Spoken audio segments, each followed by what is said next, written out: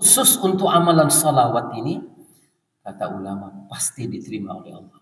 Tidak ada ceritanya salawat itu tidak diterima. Ketika ditanya, kenapa sampai seperti itu? Ikraman lin nabiyil habibil mustafa Rasulullah Muhammad sallallahu alaihi wasallam. Inilah ikram Allah untuk Nabi. Ikram yang spesial, jamuan yang spesial, kemuliaan yang spesial dari Allah untuk Nabi Agung Baginda Rasulullah Muhammad sallallahu alaihi wasallam. Ya. Ruya an Salman Al-Farisi radhiyallahu ta'ala anhu qala, dari Salman Al-Farisi radhiyallahu ta'ala anhu qala, dia berkata, kita dulu sudah perkenalkan ya. Kita dulu sudah memperkenalkan profil dari Sayyidina Salman radhiyallahu. Siapa Salman ini? Orang yang kalau ayahnya mati, mahkota ayahnya pindah di kepala Salman. Pembesar kerajaan Parsi. Tetapi nggak apa-apalah, nggak ada mahkota, nggak apa-apalah terpisah dari istana. Yang penting bisa ketemu dengan Nabi Agung Baginda Rasulullah Muhammad. Putra mahkota kehilangan mahkotanya, calon raja kehilangan kerajaannya. Bahkan ia jadi budak dari 10 orang majikan yang berbeda-beda pindah. Terakhir jadi budaknya seorang Yahudi dan kerjaannya tukang panjat kurma. Waktu beliau jadi budaknya seorang Yahudi di Madinah dan pekerjaan rutin hariannya adalah panjat pohon kurma, metik kurma. Lagi di atas pohon kurma itulah dia dengar lantunan orang Madinah, "Qala'al badru alaina." Terus firasatnya, ini yang saya cari puluhan tahun ini. Dan ternyata mendengar masih di puncak pohon kurma nih, masih. Dan benar yang udah tahu, Nabi datang jatuh dari atas, gudubuk jatuh gitu. Efek kecintaannya. Terus beliau lari menjumpai Nabi Agung Sallallahu Alaihi Wasallam. Ada 2 riwayat yang berbeda. Satu riwayat menyebutkan ketika dia jumpa dengan Nabi, usia dia sudah 350 tahun. Maksud sahabat panjang umur, tapi orangnya awet. Sebagian riwayat yang lain menyebutnya usianya 250 tahun. Wallahu a'lamu bishawab. Sudah tua. Rela berpisah dari semua kesenangannya itu, yang penting bisa jumpa dengan Nabi Agung Baginda Rasulullah Muhammad. Dan Nabi sangat mencintai Salman. Saking cintanya Nabi ikrar, Salman minni. Salman itu termasuk ahli keluarga aku, sehingga kedudukan Salman ini sama dengan Ahlul Bait. Padahal beliau ini bukan orang Arab. Jangankan keluarga, nasab, Arab pun bukan. Salman ini orang Parsi. Tapi Nabi saking cintanya kepada Salman radhiyallahu taala anhu, katakan Salman minni. Waktu pas Nabi ikrar itu, semua sahabat ngucapin selamat. Kami kepingin dianggap oleh Nabi itu jadi ahli keluarganya. Tapi kamu malah yang dapat, wahai Salman. Semua orang ngucapin selamat. Salman ini. Nah, jadi kalau kita ini kenal sama seseorang, kita akan lebih respect terhadap apa yang akan dia ceritakan, kan begitu. Nah, ini Salman. Sekarang beliau ini cerita. Qal khatabana Rasulullah sallallahu alaihi wasallam. Nabi dulu pernah berkhutbah kepada kami. Kapan khutbah Nabi itu? Fi awakhir yaumin min Sya'ban. Beliau khutbah di penghujung hari-hari daripada bulan Sya'ban. Jadi di penghujung hari-hari daripada bulan Sya'ban dulu Nabi pernah khutbah di hadapan kami. Apa yang beliau katakan? Ya ayyuhan nas, wahai sekalian manusia, qad adhallakum syahrun 'azim, syahrun mubarakan fihi lailatul qadar. Wahai sekalian manusia, ini ada bulan yang sangat agung yang sudah membayang-bayangi kamu. Jadi kata ulama, bukan kita nih yang datang kepada bulan Ramadan, tapi Ramadan yang datang kepada kita. Jadi yang datang berjalan itu zaman masa. Kalau kita di tempat, kita tinggal menunggu kedatangan zaman dan bagaimana kita istiqbal menerima kedatangan zaman ini. Senyum atau cemberut, senang atau susah. Jadi Ramadan ini yang datang pada kita. makin dekat bayang-bayangnya makin terang, makin terang, makin terang. Qad adhallakum, bayang-bayang bulan agung sudah hampir datang kepada kamu. Syahrul Mubarak, bulan yang penuh keberkahan. Fihi Lailatul Qadar, di dalamnya ada Lailatul Qadar. Lailatul Qadri min khair min alfi syahr. Lailatul Qadar itu lebih baik daripada 1000 bulan. Ya, jadi yang mulia, arti lebih baik dari 1000 bulan kan jelas artinya bukan tidak sama dari tidak sama. Kalau 1000 bulan itu berapa? 83 tahun 4 bulan atau 84 tahun 3 bulan begitu. Jadi dia bukan sama tapi lebih. Nah, kalau namanya lebih baik ya bisa jadi 100 bulan lebih baik.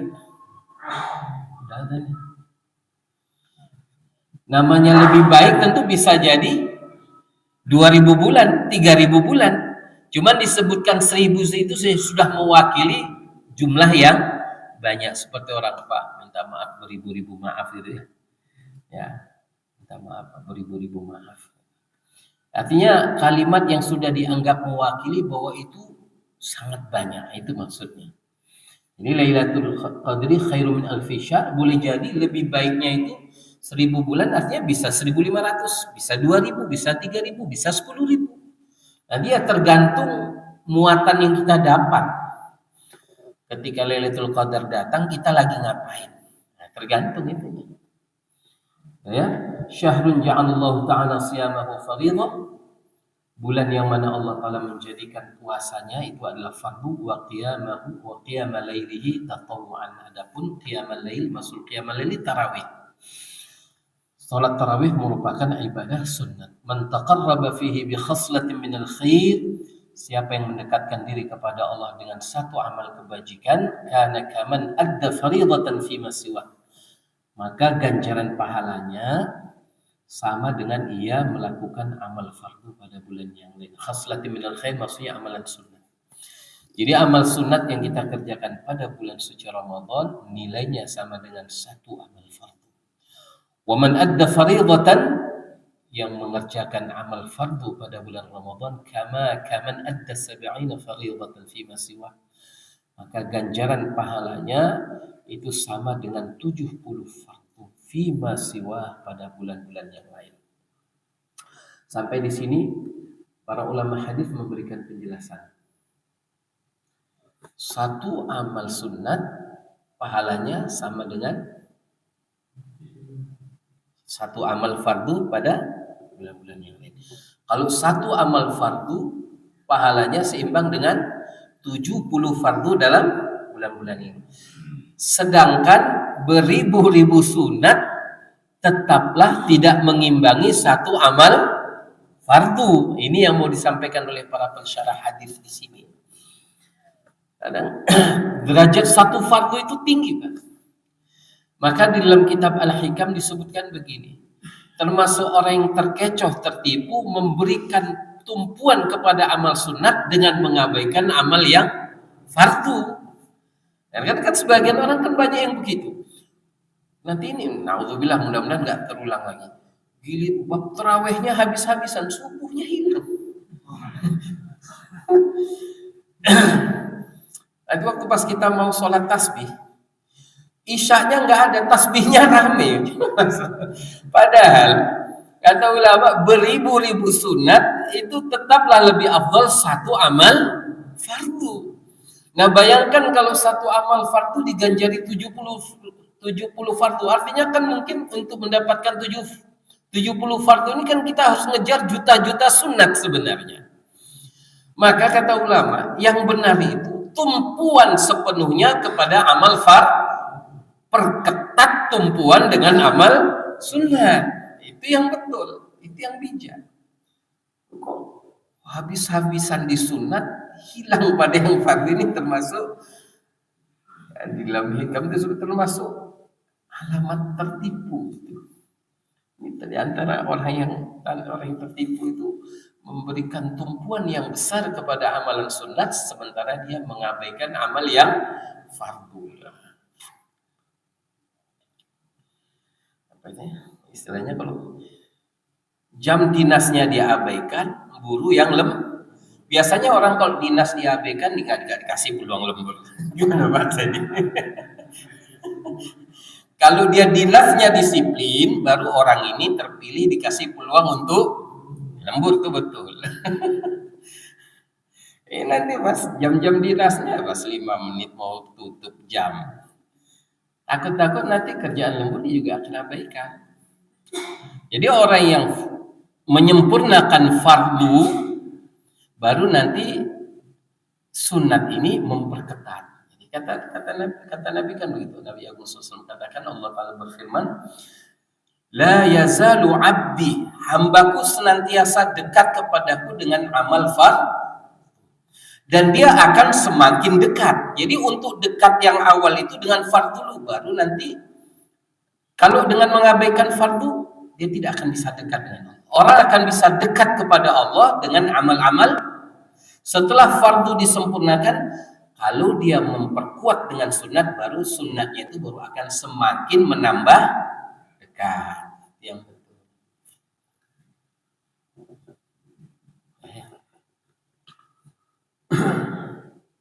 Wa huwa syahrus sabr. Ramadan adalah bulan kesabaran. Nah, sabar ini tidak semudah yang kita sebut ya. Ada orang ngaji kitab tasawuf tapi tidak pernah bertasawuf.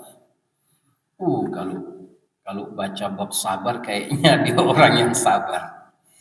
Baru aja ngasih mata kuliah tasawuf babnya bab sabar. Pas pulang rumah rupanya istri terlambat masak. Ketahuan ternyata dia tidak bertasawuf, di situ ketawanya. Mukanya cemberut, dia berarti nggak sabar. Simpel saja. Tidak sedikit orang itu yang ya referensinya tasawuf, tapi dia tidak bertasawuf. Ya tidak selalunya orang itu mahir dalam berbicara tentang sabar, dia orang yang sabar. Nah, di sini Nabi mengingatkanlah bulan kesabaran. Wa huwa syahrus sabr. Bulan Ramadan adalah bulan kesabaran. Was-sabru thawabuhul jannah.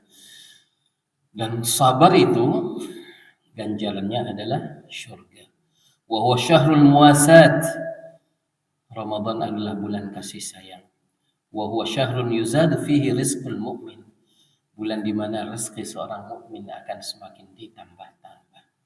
Man fattara fihi sha'iman kana lahu itqu raqabatin. Barang siapa yang memberi makanan untuk berbuka orang yang berpuasa, maka itu akan menjadi sebab terselamat dia dari api neraka dan ampun wa maghfiratan lidzunubi, dan ampunan dosa-dosanya. Sahabat tanya, ya Rasulullah, laisa kulluna yajidu ma yufattiru bihi as-shaim. Ya Rasulullah, tidak semua kami ya Rasulullah bisa ngasih makan orang yang berbuka. Tidak semua kami. Maka Nabi katakan ini, yu'tillahu hadha thawab man yufattiru sha'iman ala madaqqati laban. Berikan bukaan bukan harus satu hidangan yang komplit lah, kata Nabi. Walaupun hanya sesisip susu kamu berikan untuk yang berpuasa pada saat berbuka, itu pun kamu dapatkan ganjaran pahala merdeka dari api neraka dan ampunan atas dosa-dosamu. Walaupun susu itu hanya sesisip. Enggak semua orang punya susu. Au syurbata ma'in, atau seteguk air. Pernah Sayyidina Umar itu ngundang orang Madinah. Sayyidina Umar ngundang orang Madinah. Ngundang buka puasa. Orang udah berbunga-bunga yang ngundang Amirul Mukminin, kira-kira apa ini lauknya? Dekat buka puasa, khadim Amirul Mukminin Sayyidina Umar aslam itu bagi-bagi air, Pak. Ini pembukaannya ini. Ini pembukanya bagi orang mau. Oleh Sayyidina Umar, kita maghrib dulu. Bukannya mana ya itu. Jadi Sayyidina Umar ngundang orang Madinah, ngasih minum air putih satu orang Madinah. Orang bayang-bayangkan aku mungkin wah lemah, belanga. Sehingga waktu pas dituang air nunggu, ini pukot limahnya sekedar membukanya kan gitu. Kemudian Umar keluar, sudah minum saja, kita sholat maghrib. Ya itu hidangannya. Masya Allah. Kalau kita diundang kayak itu Jojo apa nggak ngamuk? Ya kalau kayak gini loh ya mending di rumah. Ya tapi memang cuman itu adanya ketika itu Sayyidina Umar radhiyallahu taala. Dan walaupun dalam kefakirannya Amirul Mukminin tetap beliau ini ingin mendapatkan ganjaran kebebasan dari api neraka dan ampunan dosa-dosa. Maka beliau mengundang seluruh ahli Madinah untuk buka puasa di rumahnya pakai air putih. Ya karena Nabi memang bilang gitu. Tuh susu nggak ada. Kalau susu nggak ada ya au syurbatu ma'in atau walaupun hanya seteguk air. Au tamratin atau sebutir kurma. Waman asba'a sha'iman, tapi namun begitu kalau mampu bikin kenyang orang yang berbuka, orang yang berpuasa pada saat berbuka. Waman asba'a, barang siapa yang bikin kenyang, ngasih makan sampai kenyang. Ini yang ngamalkan kita orang Aceh ini. Tamat daru. Ya, waman asba'a sha'iman, orang yang berpuasa pada saat berbuka, kana lahu maghfiratul lidzunubi, ampunan dosa-dosanya. Wasaqahu rabbuhu min haudhi, dan dia nanti akan diberi minum oleh Allah dari telagaku, syurbatan, yang mana hanya dengan seteguk saja pun la yadma'u ba'daha abadan, dia tidak akan merasa haus lagi untuk selama-lamanya. Wa kana lahu mithlu ajri min ghairi an yanqasa min ajrihi dan baginya ganjaran pahala orang yang berpuasa itu tanpa mengurangi sedikit pun pahala orang yang berpuasa. Wa huwa syahrun awwaluhu rahmah, bulan yang awalnya adalah rahmat, awsatuhu maghfirah, pertengahannya adalah ampunan, wa akhiru itqum minan nar, dan penghujungnya adalah pembebasan api neraka. Ini ada orang yang konyol memahami hadis ini.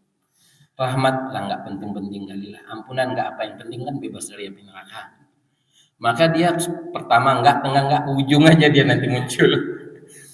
Ya ampunan, yang penting kan bebas dari api neraka. Rahmat enggak masalah, enggak.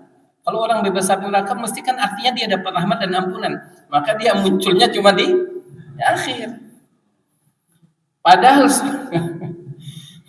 bagaimana dia dapat kebebasan kalau ampunannya aja enggak? Sebenarnya memahami hadis yang benar begitu. Muqaddamahnya rahmat, kemudian ampunan, baru inilah ciri orang yang bakalan bebas dari. Cara memahaminya bukan memahami terbalik, itu nggak penting, yang penting nggak masuk neraka, maka muncul di ujung, dan munculnya pun pas malam takbiran aja, nggak muncul selama Ramadan, malam takbiran.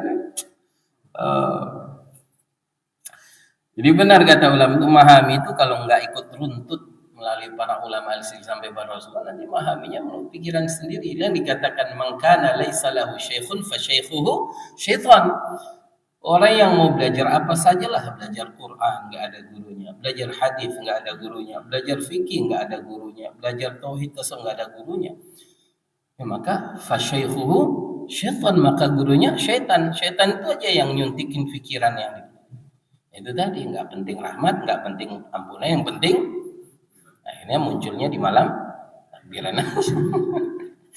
Pahaman yang benar untuk dapat yang sana, startnya dari sini dulu. Rahmat, ampunan, ini adalah ciri di antara ciri terbesar orang yang bakalan dapat ampunan. Itqum minan nar. Ya, sedikit lagi Pak hadis. Ini kita habiskan sedikit lagi. Wa man khaffafa an mamlukihi fihi attaqallahu minan nar. Ini termasuk. Barang siapa yang meringankan beban para hamba-hamba sahayanya. Zaman dulu ada hamba-hamba sahaya, artinya pekerjaan-pekerjaan rutinitas harian di luar bulan suci Ramadan itu pada saat Ramadan diringankan sedikit. Khaffafa, meringankan beban-beban pekerjaan hamba-hamba sahayanya, itu pun menjadi sebab a'taqahullahu minan nar, Allah akan membebaskannya dari api neraka. Fastakthiru fihi min arba'i khisal. Banyakkan oleh kamu, kata Nabi, 4 hal. Khaslataini tardawna bihima rabbukum. 2 hal ini bikin Allah suka kepada kamu. 2 hal ini membuat Allah itu puas kepada kamu. Kalau majikan katakan kepada satu orang pekerjanya, "Mat, sini Mat. Luar biasa, apa Pak? Luar biasa. Apa Pak? Saya puas sekali dengan kerjaanmu." Gimana itu? bakalan dia akan menerima lebih dari biasanya. Kalau sempat itu yang keluar dari majikan, luar biasa. Apa Pak? Luar biasa. Apa itu Pak? Puas sekali saya. Kalau majikannya sudah menyatakan puas, dia pasti akan menerima lebih dari apa yang selama ini dibayangkannya. Nah, dua ini kata Nabi kamu perbanyak karena membuat Allah puas kepada kamu. Kita sering tidak menerjemahkan kata redha itu terus pakai kita membuat Allah redha kepada kamu. Kata yang sepadan lah untuk kalimat redha sampai saat ini, kata bahasa kita, bahasa Indonesia yang agak sepadan dengan kalimat redha itu dalam bahasa Arab itu puas. Membuat Allah itu puas kepada kamu. Kalau Allah yang merasa puas kepada kita ini, apa kira-kira yang akan kita dapat dari Allah? Ya. Wa khaslataini la ghina lakum anhuma. Yang dua lagi kamu memang sangat-sangat membutuhkannya. Ammal khaslatani latani tardawna biha rabbukum, adapun dua hal yang bikin Allah puas kepada kamu, fasyahadatu an la ilaha illallah wa tastaghfirunahu. Banyak-banyak ucap kalimah la ilaha illallah dan istighfar kepada Allah. Dua hal ini bikin Allah puas kepada kamu. Jadi orang banyak minta ampun bikin Allah senang. Allah itu merasa puas kepada seorang hamba ketika merasa dirinya banyak dosa. Dan sebaliknya kata ulama, orang dengan ketaatannya yang sangat banyak, dengan kesolihannya yang mengakar, sehingga kalau mengenali dia mesti khasnya kesolehan. Karakteristiknya dia adalah ketaatan kesolehan. Kemudian orang ini nggak minta ampun kepada Allah. Ketika diajak minta ampun, emang dosa saya apa? Maka ulama katakan merasa tidak berdosa itulah yang bikin Allah Ta'ala muak kepada seorang. Merasa diri kita ini nggak ada dosa, inilah yang membuat Allah Ta'ala tidak suka. Bahkan kata ulama merasa tidak berdosa ini adalah dosa besar. Merasa tidak dosa ini termasuk dosa besar. Nah, sebaliknya orang-orang soleh para anbiya, mereka dalam ketaatan yang sempurna, dalam pengabdian yang total, tapi mereka merasa bahwa apa yang mereka kerjakan masih jauh dari apa yang Allah minta dari mereka. Artinya mereka ini ya merasa salah. Itulah yang menyebabkan derajat mereka setiap detiknya naik. Ini derajat para anbiya. Para anbiya setiap detiknya naik. Dalam kesempurnaan pengabdian mereka, tapi mereka merasa apa yang mereka buat jauh dari apa yang Allah minta. Perasaan itu yang membuat para nabi itu setiap detiknya naik martabatnya. Yang bikin kita naik turun, soleh sedikit lupa kalau kita ini pendosa. Itu yang buat manusia biasa itu naik turun. Nanti ingat lagi, oh iya saya baru tobat, baru nangis lagi. Besok lupa lagi kalau dia baru aja kemarin baik, lupa lagi. Nengok orang bawaannya salah aja, nengok orang bawaannya rendah aja. Lupa dia, di situ dia turun anjlok. Tapi kalau para anbiya kesadaran apa yang mereka lakukan jauh dari Allah yang Allah minta itu selalu makan. Para anbiya naik. Udah ya? Jadi kita perbanyak la ilaha illallah dan astaghfirullah. Wa mal khaslatan latani la ghina lakum anhuma, adapun dua hal yang kamu memang sangat-sangat membutuhkannya, tas'aluna rabbakumul jannata wa tata'awwaduna bihi minan nar, kamu minta surga kepada Allah dan mohon perlindungan dari api neraka. Doanya Allahumma inni as'aluka ridhaka wal jannah wa a'udzubika min sakhatika wan nar. Kalau berjamaah Allahumma inna nas'aluka ridhaka wal jannah wa na'udzubika min sakhatika wan nar boleh, min sukhtika wan nar juga boleh. Dua-dua dialeknya hanya perbedaan dialek aja maknanya sama. Wallahu a'lam bissawab. Banyak teman-teman yang puasa, kita tutup aja ya, enggak usah ada pertanyaan.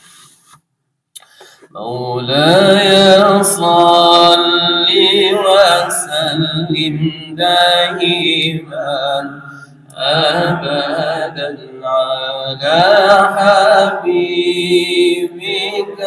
خير الخلق كلهم هو الحبيب الذي ترجى شفاعته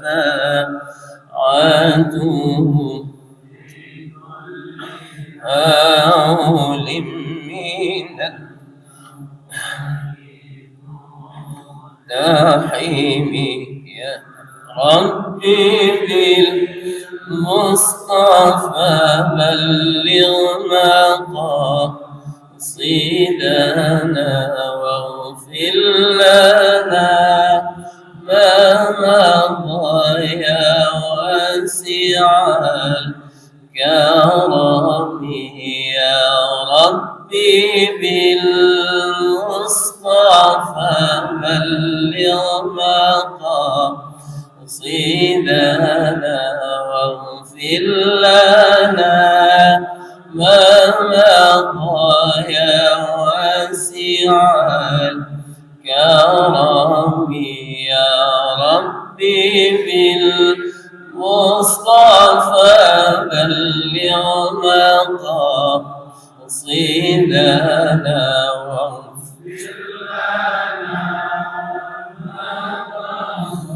يا واسع الكرم يا أرحم الراحمين يا أرحم الراحمين يا أرحم الراحمين فرج على المسلمين.